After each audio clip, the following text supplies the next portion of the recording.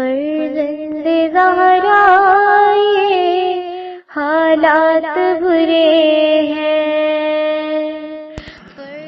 کاشانہ بصیرت ایک ایسا مکمل یوٹیوب چینل جس پر محروم بصارت کے لیے بالخصوص اور تمام افراد کے لیے بالعموم سینکڑوں کی تعداد میں اسلامی کتب دستیاب ہیں.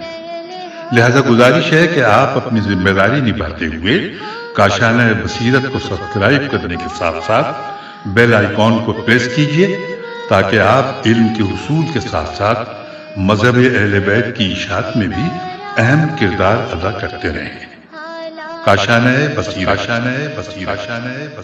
فرزند زہرا یہ حالات برے ہیں. ہم شکر گزار ہیں کاشانہ بصیرت کے یوٹیوب چینل کے، جس کی وساطت سے ہم بہت ہی اہم ایک تفسیر قرآن کی پڑھنے کی کوشش کر رہے ہیں، اور جو تفسیر ہے اس کا نام ہے تفسیر الکوثر، اور جس والیوم کی یا جس جلد کی سعادت نصیب ہوئی ہے پڑھنے کی وہ ہے جلد 4. وجاءوا على قميصه بدم كذب قال بل سولت لكم أنفسكم أمرا فصبر جميل والله المستعان على ما تصفون. چنانچہ وہ یوسف کے کرتے پر جھوٹا خون لگا کر لے آئے. یعقوب نے کہا نہیں، تم نے اپنے تئیں ایک بات بنائی ہے، بس میں بہت اچھے صبر کا مظاہرہ کروں گا، اور جو بات تم بیان کر رہے ہو اس پر اللہ ہی سے مدد مطلوب ہے. تشریح کلمات. سولت پرنتھسس میں لکھا ہوا ہے سین واو لام پرنتھسس بند ہو جاتی ہیں. خوشنما بنا دینا، آمادہ کرنا. تفسیر آیات. نمبر 1.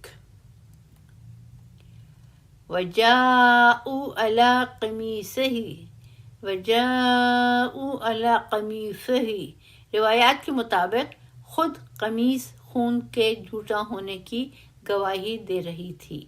چنانچہ حضرت یعقوب علیہ السلام نے دیکھ کر فرمایا بڑا ہوش مند بھیڑیا ہے کہ قمیص کو پھاڑے بغیر اس کے اندر موجود یوسف علیہ السلام کو کھا لیا. یوسف علیہ السلام کا بھیڑیا نے کھایا ہے، کوئی عز تو بچا ہوگا. نمبر 2. بل سولت لکم انفسکم، بلکہ تم لوگوں نے یہ بات بنائی ہے. یوسف علیہ السلام کے خلاف ان لوگوں نے کوئی قدم اٹھایا ہے، اور یہ قدم خاندان کے محافظین اور اپنے ہی قوت بازو کی طرف سے اٹھایا گیا ہے. لہٰذا بہتر صبر کا مظاہرہ کرنے اور اللہ سے مدد طلب کرنے کے علاوہ کوئی اور چارہ نہیں ہے. نمبر 3. فصبر جمیل. صبر جمیل کا مطلب یہ ہے کہ جو مصیبت اور بلا نازل ہو اسے خدائے رحمان و رحیم کا فیصلہ سمجھ کر قبول کرنا، اللہ کے فیصلے پر راضی ہونا، اسے اپنے خلاف فیصلہ تصور کر کے لب شکایت نہ کھولنا اور حواس باختہ نہ ہونا. البتہ اس مصیبت پر طبعی اثرات کا مترتب ہونا صبر کے خلاف نہیں ہے. صبر یہ نہیں کہ اس پر مصیبتوں کا کوئی اثر ہی نہ ہو. مثلاً اپنے بیٹے کے مفقود ہونے پر گریہ کرنا، دل میں دکھ کا احساس کرنا صبر کے خلاف نہیں ہے، کیونکہ اگر ایسا نہ ہوا تو یہ اس کے لیے مصیبت ہی نہیں. لہٰذا حضرت یعقوب علیہ السلام کا گریہ صبر کے منافی نہیں ہے. نمبر 4. واللہ المستعان. صبر یہ ہے کہ مصیبتوں کے اثرات دل میں لیے اللہ کے فیصلے کو حق سمجھے اور اسی سے مدد طلب کرے. اہم نکات. نمبر 1. صبر کا لازمی نتیجہ توکل بر خدا ہے. فصبر جمیل واللہ المستعان. نمبر 2. جھوٹ چھپ نہیں سکتا. بدم کذب. وجاءت سيارة فأرسلوا واردهم فأدلى دلوه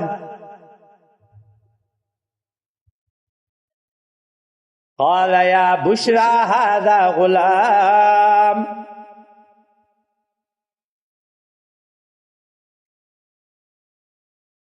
وأسروه بضاعة والله عليم بما يعملون. پھر ایک قافلہ آیا اور انہوں نے اپنا سقہ بھیجا جس نے اپنا ڈول کنویں میں ڈالا تو یوسف آویزاں نکلے. وہ بولا کیا خوب، یہ تو ایک لڑکا ہے، اور انہوں نے اسے تجارتی سرمایہ بنا کر چھپا لیا، اور جو کچھ وہ کر رہے ہیں اللہ اس سے خوب باخبر ہے. تشریح کلمات. پہلا کلمہ جو ہے وہ ہے واردہ. تشریح کے لیے ملاحظہ ہو سورہ ہود آیت نمبر 98. اگلا جو کلمہ ہے وہ ہے عدلی. پرنتھسز میں لکھا ہوا ہے دال لام واو، پرنتھسز بند ہو جاتے ہیں، ڈول کا کنویں میں ڈالنا. اور اس کے بعد جو کلمہ ہے وہ ہے بضاعتن. پرنتھسز میں ہے با ضاد عین، پرنتھسز بند. مال کا وافر حصہ جو تجارت کے لیے الگ کر لیا گیا ہو. اصل میں یہ لفظ گوشت کے بڑے ٹکڑے کے لیے ہے، بعد میں سرمایہ کے ایک بڑے حصے کے لیے استعمال ہوا ہے. تفسیر آیات نمبر 1. وجاءت سیارتن، قافلہ زیادہ چلنے والا، جیسے جوالا اور قناصہ ہے. اسے قافلے نے علاقے میں پانی تلاش کرنے کے لیے اپنے ایک تجربہ کار کو بھیجا. اس نے کنواں دیکھ کر اس میں اپنا ڈول ڈالا تو ایک لڑکا ڈول سے آویزاں دیکھا. نمبر 2. قال یا بشرا، اس کا مطلب یہ ہے کہ اے قوم بشارت ہو، یا کا منادی محذوف رکھا جاتا ہے، یعنی اے بشارت ہو کا مطلب یہ بھی ہو سکتا ہے کہ خود کو مراد لے کہ بشارت کہنا مقصود ہے. نمبر 3. اسرہ، اس زمانے میں بردہ فروشی عام تھی، اس لیے اس لڑکے کو ایک قابل آتنا سرمایہ سمجھ کر پوشیدہ رکھا کہ یہ صاحب جمال لڑکا اپنی اچھی قیمت میں فروخت ہوگا، اچھی قیمت میں فروخت ہوگا. اہم نکات. ایک نکتہ اس میں ہے، جو امتحان کے کنویں کی اتھاہ تاریکی میں جاتا ہے وہ تخت و تاج کی بلند چوٹیوں کو چھوتا ہے. وشروه بثمن بخس دراهم معدودة وكانوا فيه من الزاهدين. اور انہوں نے یوسف کو تھوڑی سی قیمت معدود چند درہموں کے عوض بیچ ڈالا، اور وہ اس میں زیادہ طمع بھی نہیں رکھتے تھے.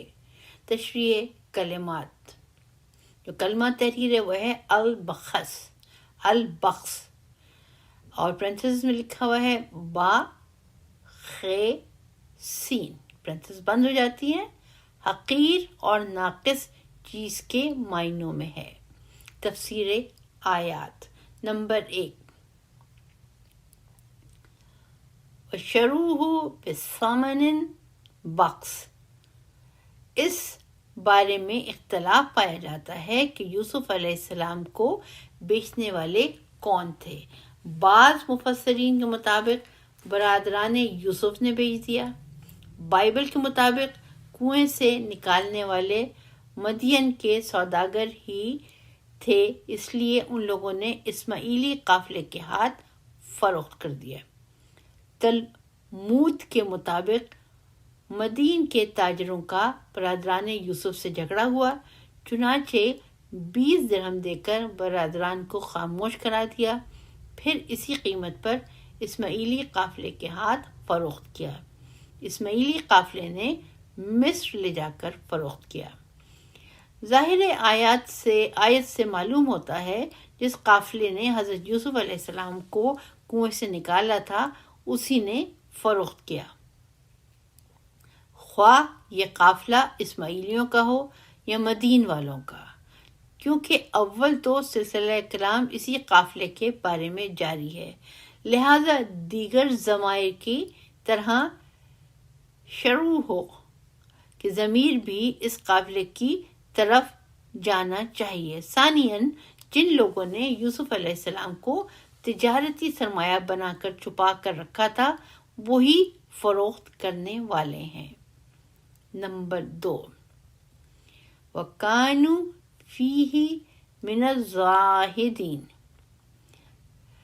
ثالثاً تھوڑی قیمت میں فروخت بھی اس لیے کیا گیا کہ مفت میں حاصل شدہ مال ہے اور مالک کی طرف سے دعوے کا خوف ہے، یا اس لیے کم قیمت پر فروخت کیا ہوگا کہ انہیں علم ہوا ہوگا یوسف علیہ السلام غلام نہیں ہیں، اس لیے انہیں زیادہ قیمت ملنے کی توقع نہیں تھی۔ اہم نکات۔ نمبر 1، نبی زادہ غلام بنتا ہے تاکہ ایک قوم کو غلامی سے آزاد کرائے۔ وقال الذي اشتراه من مصر لامرأته أكرمي مثواه عسى أن ينفعنا أو نتخذه ولدا وكذلك مكنا ليوسف في الأرض ولنعلمه من تأويل الأحاديث والله غالب على أمره ولكن أكثر الناس لا يعلمون۔ اور مصر کے جس آدمی نے انہیں خریدا اس نے اپنی بیوی سے کہا اس کا مقام معزز رکھنا، ممکن ہے کہ وہ ہمارے لیے فائدہ مند ہو یا ہم اسے بیٹا بنا لیں، اور اس طرح ہم نے یوسف کو اس سرزمین میں تمکنت دی، اور اس لیے بھی کہ ہم انہیں خوابوں کی تعبیر کی تعلیم دیں، اور اللہ اپنے امر میں غالب ہے لیکن اکثر لوگ نہیں جانتے۔ تفسیر آیات۔ نمبر 1، وقال الذی اشتراہ۔ بائبل کے مطابق یہ شخص شاہی گارڈ کا کوئی بڑا افسر تھا۔ قرآن مجید اسے عزیز کہتا ہے۔ اسی سورہ کی آیت نمبر 88 میں حضرت یوسف علیہ السلام کے لیے بھی قرآن نے عزیز کہا ہے، یا ایہا العزیز مسنا واہلنا الضر۔ اس سے معلوم ہوتا ہے کہ یہ شخص قوت و اقتدار کا مالک تھا، چنانچہ عزیز طاقتور اور غالب آنے والے کو کہتے ہیں۔ نمبر 2، اکرمی مثوہ۔ جس شخص نے یوسف علیہ السلام کو خرید لیا تھا وہ سمجھ گیا ہوگا کہ یہ لڑکا غلام نہیں بلکہ کسی اعلیٰ خاندان کا چشم و چراغ اور صاحب مقام و منزلت ہے، اس لیے یہ نہیں کہا اس کو عزت دو، تکریم سے رکھو، بلکہ یہ کہا اس کے مقام و منزلت کا احترام رکھنا، یعنی یہ نہ کہا اکرمی ہے بلکہ کہا اکرمی مثوہ، ورنہ غلاموں کا احترام نہیں کیا جاتا، خواہ وہ غلام کتنا ہی لائق اور صاحب جمال ہی کیوں نہ ہو۔ نمبر 3، عسیٰ ان ینفعنا۔ یوسف علیہ السلام کی فہم و فراست سے وہ شخص بھانپ گیا کہ مستقبل میں یہ لڑکا ہمارے بہت کام آ سکتا ہے۔ عسیٰ ان ینفعنا، بلکہ یہ اس قابل ہے کہ ہم اسے اپنے خاندان کا حصہ بنا لیں اور بیٹا تصور کریں۔ نمبر 4، مکننا لیوسف فی الارض۔ یوسف علیہ السلام کو مصر میں تمکنت و اقتدار دینے کے لیے یہ پہلا زینہ تھا کہ اسے عزیز مصر کے گھر پہنچا دیا۔ نمبر 5، وَلِنُعَلِّمَهُ مِن تَأْوِيلِ الْأَحَادِيثِ۔ اس گھر میں یوسف علیہ السلام کی پاکیزگی اور عفت کا امتحان بھی لینا تھا، جس میں کامیاب ہونے کے بعد تاویل الاحادیث کی تعلیم دینا بھی مقصود تھا۔ نمبر 6، واللہ غالب علی امرہ۔ اللہ اپنے امور میں غالب ہے، چنانچہ برادران یوسف نے اپنا پورا زور استعمال کیا۔ تجارتی قافلے نے یوسف علیہ السلام کو غلام بنا کر ذلیل کرنے کی کوشش کی۔ عزیز مصر کی عورت نے بھی حوث کا نشانہ بنانے کی کوشش کی، لیکن اللہ کا امر ان سب پر غالب آیا، اور یہ سب یوسف علیہ السلام کے خلاف نہیں، ان کے حق میں ثابت ہوا، جیسا کہ اللہ چاہتا تھا۔ نمبر 7، تلمود میں آیا ہے کہ اس عورت کا نام زلیخا تھا۔ ممکن ہے اسلامی روایات کا بھی یہی ماخذ ہو۔ اہم نکات: الہی منصب پر فائز ہونے کے لیے کٹھن مراحل سے گزرنا پڑتا ہے۔ وَلَنُعَلِّمُهُ وَلَمَّا بَلَغَ أَشُدَّهُ آتَيْنَاهُ حُكْمًا وَعِلْمًا وَكَذَلِكَ نَجْزِي الْمُحْسِنِينَ۔ اور جب یوسف اپنی جوانی کو پہنچے تو ہم نے انہیں علم اور حکمت عطا کی، اور ہم نیکی کرنے والوں کو ایسی ہی جزا دیا کرتے ہیں۔ ہیڈنگ ہے تفسیر آیات۔ نمبر 1، وَلَمَّا بَلَغَ أَشَدُّهُ، اس جگہ اشد سے مراد رشد و جوانی ہے، کیونکہ حضرت یوسف علیہ السلام کم عمری میں مصر پہنچے تھے۔ بنا بعض روایت 17 سال کی عمر میں مصر پہنچے، 2 یا 3 سال عزیز مصر کے گھر رہے۔ اسی اثنا میں آپ علیہ السلام رشد کو پہنچ گئے تو اللہ نے 2 چیزیں عنایت فرمائیں۔ نمبر 1، آتیناہ حکمًا و علمًا، حکمًا سے مراد ان امور کی فیصلہ کن بینش ہے جن میں لوگ نادانی کی وجہ سے اختلاف کرتے ہیں۔ علمًا سے مراد وہ علم لدنی ہے جو استاد کے بغیر اللہ تعالیٰ یوسف علیہ السلام جیسی پاکیزہ ہستیوں کے دلوں میں ڈال دیتا ہے۔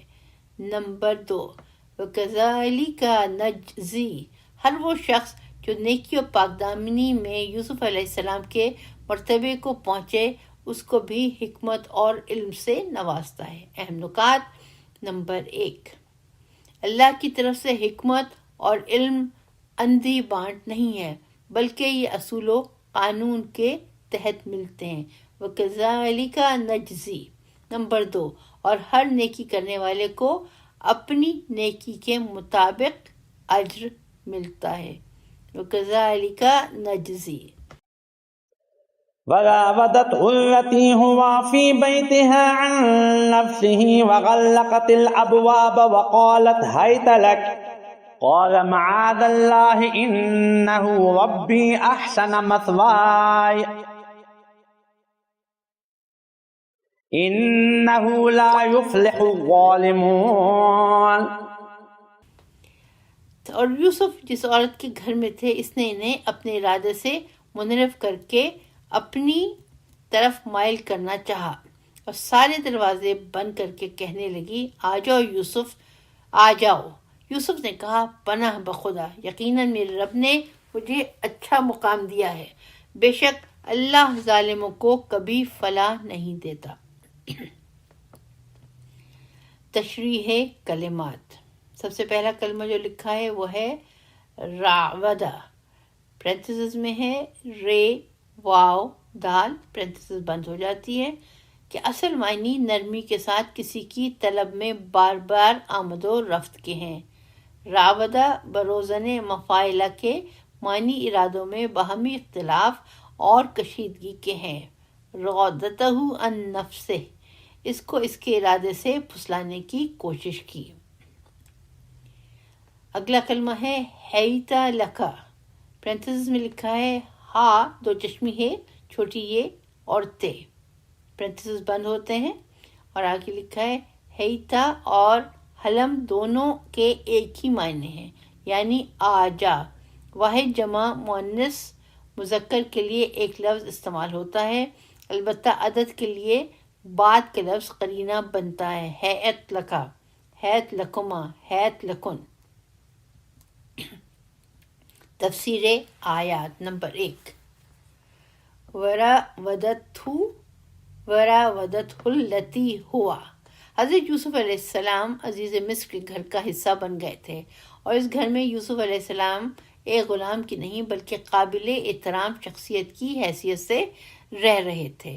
گھر کی مالکہ کو یہ حکم ملا ہوا ہے کہ یوسف علیہ السلام کا مقام معزز رکھنا، اور وہ خود بھی یوسف علیہ السلام کی آتش عشق میں سوزاں ہے، لہذا یوسف علیہ السلام کو اسی گھر میں ایسا ماحول فراہم ہے جس کے تحت انسان میں غرور آ جاتا ہے۔ ایسے ماحول میں ایک طرف ملک کی شہزادی گھر کی مالکہ ہے، خلوت ہے، افشا کا خوف نہیں، کیونکہ سب کچھ خاتون خانہ کے کنٹرول میں ہے۔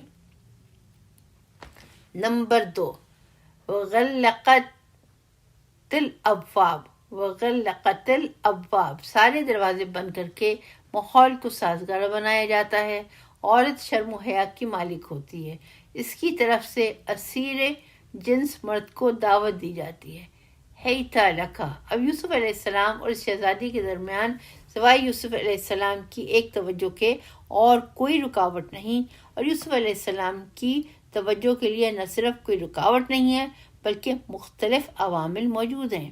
یوسف علیہ السلام کامل الخلقت مرد ہیں، ابتدائے شباب میں شہوانی جنون کا وقت ہے۔ ان سب باتوں کے باوجود یوسف علیہ السلام کی طرف سے جو جواب ملتا ہے اس میں اس طاقت کا بھی ذکر ہے جس نے یوسف علیہ السلام کو اس نازک ترین مرحلے میں سہارا دیا۔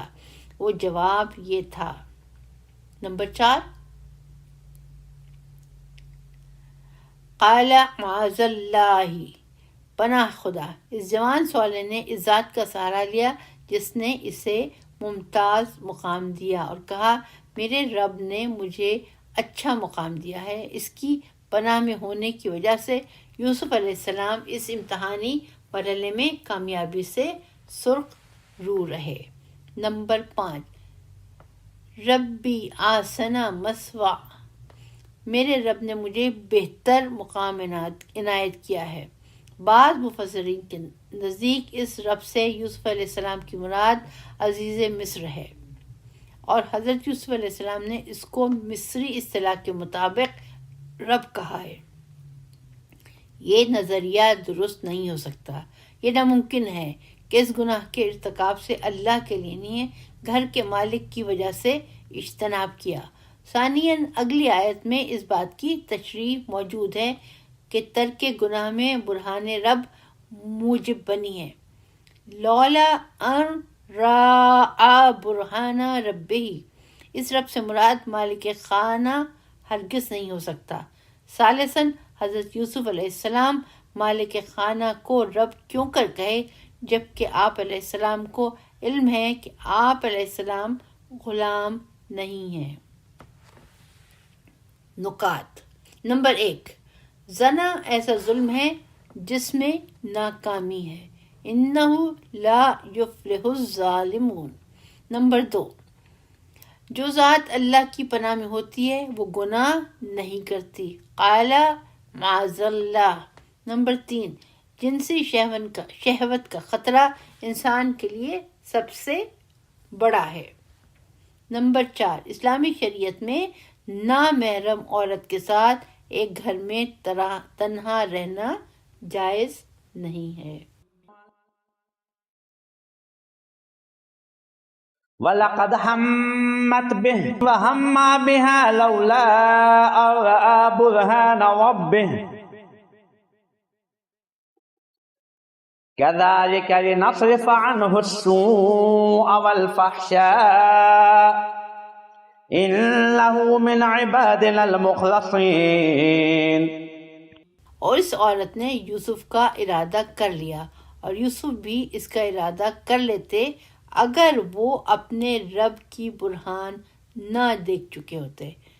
اس طرح ہوا تاکہ ہم ان سے بدی اور بے حیائی کو دور رکھیں، کیونکہ یوسف ہمارے برگزیدہ بندوں میں سے تھے۔ تشریح کلمات۔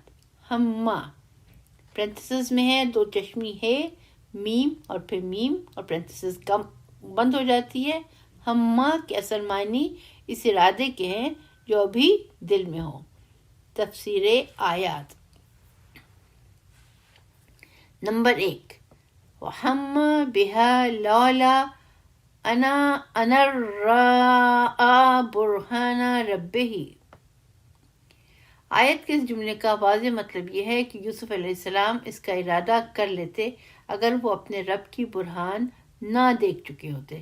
چنانچہ یوسف علیہ السلام برہان رب دیکھ چکے تھے، اس لیے گناہ کا ارتکاب نہیں کیا، جس طرح فرمایا وَلَوْلَا فَضْلُ اللَّهِ عَلَيْكَ وَرَحْمَتُهُ لَهَمَّتْ طَائِفَةٌ مِّنْهُمْ أَن يُضِلُّوكَ، اے رسول، اگر اللہ کا فضل اور اس کی رحمت آپ کے شامل حال نہ ہوتی تو ان میں سے ایک گروہ نے تو آپ کو غلطی میں ڈالنے کا فیصلہ کر لیا تھا۔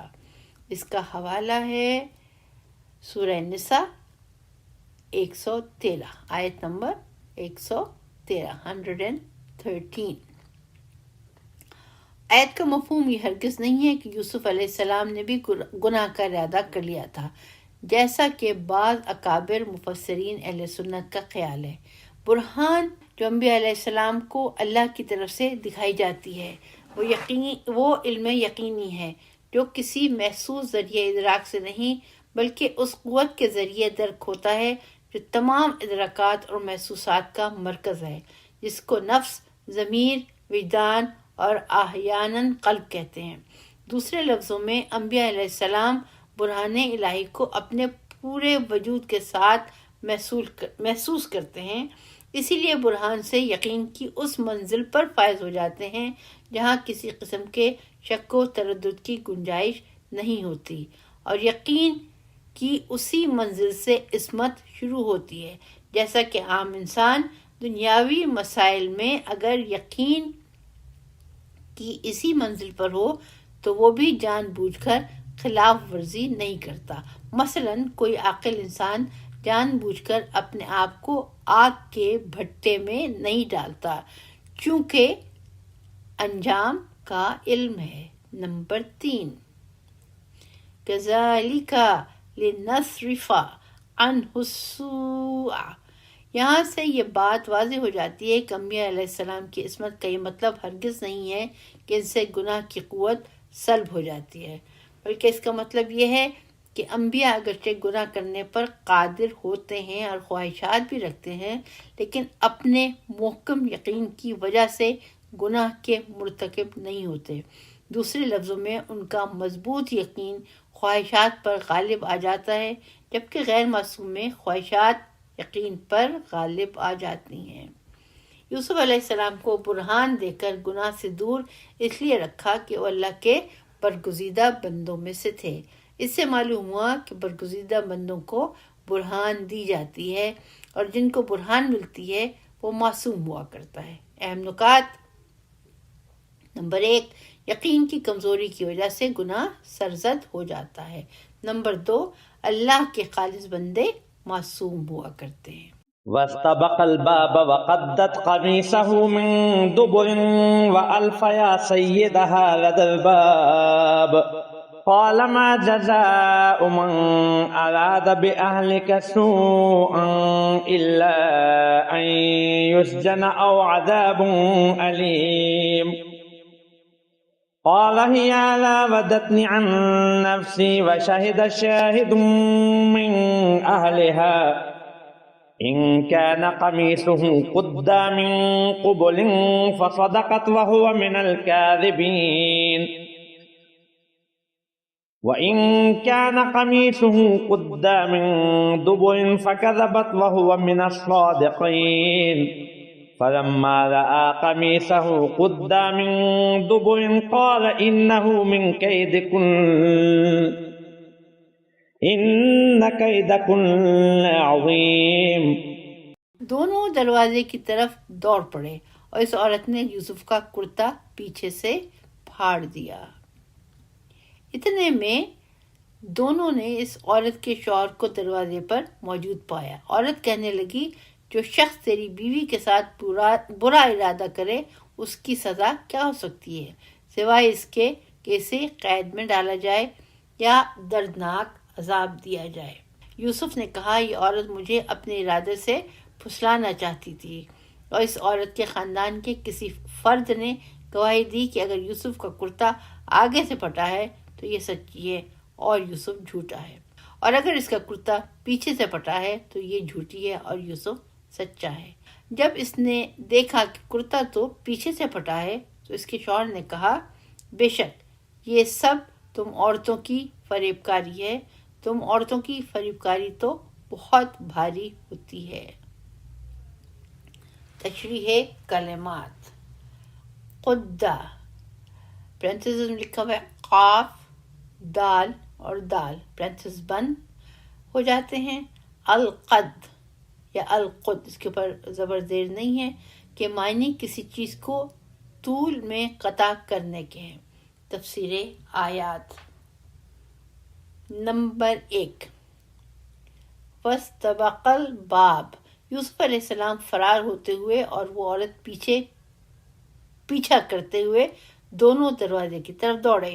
اس دوڑ میں یوسف علیہ السلام آگے نکل گئے، عورت نے پیچھے سے پکڑنے کی کوشش کی تو کرتے کا پچھلا دامن پھٹ گیا۔ اسی کشمکش کے دوران اس عورت کا شوہر دروازے کے پاس پایا گیا۔ شوہر کو مصر کے قبطی لوگ سید یعنی سردار کہتے تھے۔ نمبر 2، ما جزاء من ارادہ، شوہر کو دیکھتی ہی عورت نے فوراً اپنے کو پاکیزہ اور یوسف کو حملہ آور تجاوز کار قرار دیا اور سزا کا مطالبہ بھی کر دیا، جیسا کہ ایسے موقعوں پر ہر شکست کھانے والا اپنی شکست کا انتقام لینے کے لیے کرتا ہے۔ نمبر 3، قال ہی راودتنی، حضرت یوسف علیہ السلام نے اپنی صفائی پیش کی اور حقیقت حال بیان کی کہ یہ عورت خود مجھے پھسلانے کی کوشش میں تھی۔ الزامات کا تبادلہ ہوا تو ظاہر ہے شوہر حقیقت حال جاننا چاہتا ہے، اس نے معاملے کا کھوج لگانے کی کوشش کی۔ نمبر 4، شاہد من اہلہا، خود اسی عورت کے خاندان کے ایک فرد نے تحقیق کے لیے رائے دکھائی کہ اگرچہ وہاں کوئی عینی گواہ تو موجود نہ تھا، لیکن واقعے سے مربوط بعض باتوں سے حقیقت حال کا عینی نہ صحیح عقلی مشاہدہ کیا جا سکتا ہے۔ واقعہ یہ ہے کہ دونوں دروازے کی طرف آگے نکلنے کی کوشش میں دوڑے تھے اور قمیص پھٹی ہوئی تھی۔ اس شخص نے کہا، اگر قمیص آگے سے پھٹی ہوئی ہے تو اقدام یوسف علیہ السلام کی طرف سے ہوگا اور عورت نے مدافعت کی ہوگی۔ اسی کشمکش میں قمیص آگے سے پھٹ گئی ہوگی، اور اگر قمیص پیچھے سے پھٹی ہوئی ہے تو یوسف علیہ السلام بچ نکلنا چاہتے تھے، عورت نے ان کا تعاقب کیا ہوگا اور قمیص پیچھے سے پھٹ گئی ہوگی۔ حالات کی شہادت حضرت یوسف علیہ السلام کے حق میں تھی اور دیکھا کہ قمیص پیچھے سے پھٹی ہوئی ہے۔ نمبر 5، انہو من کیدی کنہ، بادی الرائے میں شوہر نے اپنی بیوی کو مجرم قرار دے کر کہا، یوسف علیہ السلام پر الزام لگانا تم عورتوں کی فریب کاری ہے۔ لیکن قدیم سے مراد یافتہ طبقہ ہمیشہ اپنے گھروں میں ہونے والی جنسی فضیحتوں کو افشا ہونے نہیں دیتا، چنانچہ اس فضیحت کو دبانے کے لیے شوہر نے کہا، یوسف اعرض عن هذا واستغفری لذنبک انک کنت من الخاطئین، یوسف اس معاملے سے درگزر کرو اور اے عورت تو اپنے گناہ کی معافی مانگ، بے شک تو ہی خطا کاروں میں سے تھی۔ اس معاملے سے درگزر کر، اسے افشا نہ کر اور کسی سے اس کا ذکر نہ کرنا۔ اس نے اپنی زوجہ سے کہا تو اپنے گناہ کی معافی مانگ۔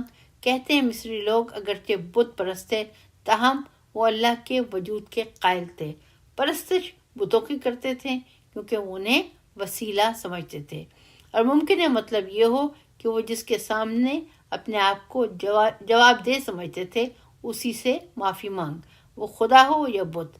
بائبل میں اس جگہ لکھا ہے، تب اس عورت نے اس کا پیرہن پکڑ کر کہا، میرے ساتھ ہم بستر ہو۔ وہ اپنا پیرہن اس کے ہاتھ میں چھوڑ کر بھاگا اور باہر نکل گیا۔ تلمود میں آیا ہے فوتیفار پرنسس میں لکھا ہے عزیز مصر نے یوسف کے خلاف عدالت میں استغاثہ دائر کیا اور عدالت کے حکام نے یوسف کی قمیص کا جائزہ لے کر فیصلہ کیا کہ قصور عورت کا ہے، کیونکہ قمیص پیچھے سے پھٹی ہے نہ کہ آگے سے۔ بعض روایت کے مطابق یہ گواہی ایک شیر خوار بچے نے بطور معجزہ دی۔ بعض دیگر مفسرین کہتے ہیں کہ یہ گواہی دینے والا شخص اس عورت کا چچیرا بھائی تھا جو حکیم وقت تھا، درباری امور میں رائے والا تھا۔ اہم نکات: نمبر 1، کسی کا پردہ عفت چاک نہ کر۔ کسی کا پردہ عفت چاک نہ کر، خواہ اپنا دامن چاک ہو جائے۔ قدت قمیصہ من دبر۔ نمبر 2، جو دنیا کے فضیحت کدا سے بھاگ نکلتا ہے وہ دروازے پر رسوا نہیں ہوتا۔ ردل باب۔ نمبر 3، فتح سچ کی ہوتی ہے۔ وشہدہ شاہدن۔ نمبر 4، جنسی معاملات میں عورت کی فریب کاری نہایت خطرناک ہے۔ ان کیدکن عظیم۔ وقال نسوة في المدينة امرأة العزيز تراود فتاها عن نفسه قد شغفها حبا إن لنراها في ضلال مبين۔ اور شہر کی عورتوں نے کہنا شروع کیا، عزیز کی بیوی اپنے غلام کو اس کے ارادے سے پھسلانا چاہتی ہے، اس کی محبت اس کے دل میں گہرائیوں میں اتر چکی ہے، ہم تو اسے یقیناً سری گمراہی میں دیکھ رہی ہیں۔ تفسیر کلمات، لفظ ہے شغف، پرنتھسز میں ہے شین غین فے، پرنتھسز بند ہو جاتے ہیں، اور اس کے بعد لکھا ہوا ہے الشغاف، دل کا اندرونی حصہ۔ تفسیر آیات۔ نمبر 1، وقال نسوۃ فی المدینۃ۔ یوسف علیہ السلام کے ساتھ معاشرے کا معاملہ ایک مدت تک درون خانہ چلتا رہا۔ رفتہ رفتہ یہ بات گھر سے باہر نکل گئی، شہر کی عورتوں میں یہ بات پھیل گئی اور تانا زنی شروع ہو گئی کہ عزیز کی بیوی اپنے زر خرید غلام پر فریفتہ ہو گئی ہے جو مصری بھی نہیں، کنعانی ہے۔ فریفتگی بھی ایسی کہ دل کی گہرائیوں تک چلی گئی ہے۔ اگر یہ لڑکا حسن و جمال کا مالک بھی ہے تو شہزادی کے حسن و جمال سے زیادہ نہ ہوگا۔ ان تمام باتوں کے باوجود ایک طرفہ محبت تو شہزادی کے لیے آر و ننگ ہے کہ اس کا زر خرید غلام اس کے عشق و محبت کا اعتنا میں نہ لائے، اور عورت کے لیے یہ بھی آر و ننگ ہے کہ وہ مرد کے پیچھے دوڑے اور اس حد تک مرد کا پیچھا کرے کہ اس کی قمیص پھاڑ دے۔ وہ غلام بھی حسن و جمال کے ساتھ اخلاق کے کمال میں کس اعلیٰ درجے پر فائز ہے، کیسے عظیم شہزادی کے عشق کو اعتنا میں لانے کے لیے آمادہ نہیں ہے۔ عین ممکن ہے کہ شہر کے بڑے خاندان کی عورتوں نے یوسف علیہ السلام کی صورت و سیرت کی ایک جھلک دیکھنے کے لیے ہیلے بازیاں کی ہوں، یا عزیز کی عورت کے خلاف سازش بنائی ہو، کیونکہ بعد کی آیت میں اس عمل کو مکاری سے تعبیر کیا ہے۔ اس کے ساتھ ہی آپ سے اجازت چاہوں گی، اس ریکارڈنگ کی ہم اختتام کرتے ہیں۔ تب تک کے لیے اجازت، فی امان۔